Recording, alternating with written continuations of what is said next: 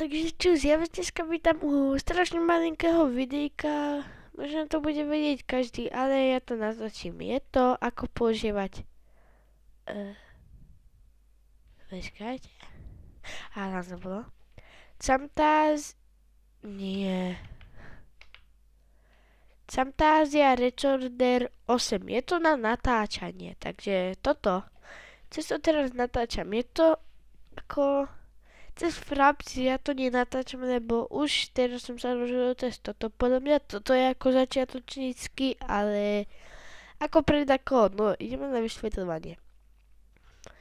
Tu, keď chcete strihnúť video, ja za chvíľu prídem a zatiaľ som späť a vidíte, už som na tejto stránke a potom je tu aj audio, keď máte úplne, tak vás nepočuť, keď máte takto, tak vás celkom počuť.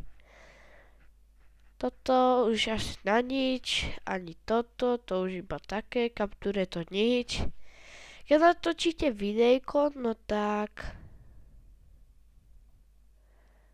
tak sa vám, tak dáte F10, keď už chcete končiť, keď už poviete čau, no tak dáte F10, to sa vám bude načítať a pozrite si to videjko. Upravujete si ho cez Camtasia Studio 8, že vám ho aj ukázať. Ten kľúčik musíme počkať, hej.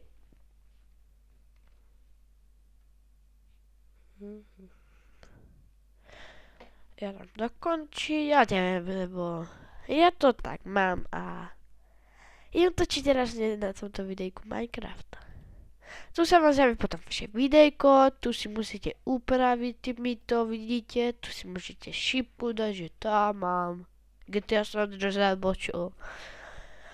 No proste tu si upravujete videjka v tomto Camtasia, dá sa tu urobiť intro, by som to aj natočil, ale nie. A je to asi tam takto a dúfam, že sa vám toto malé videjko páčilo, dajte like, odber a čus!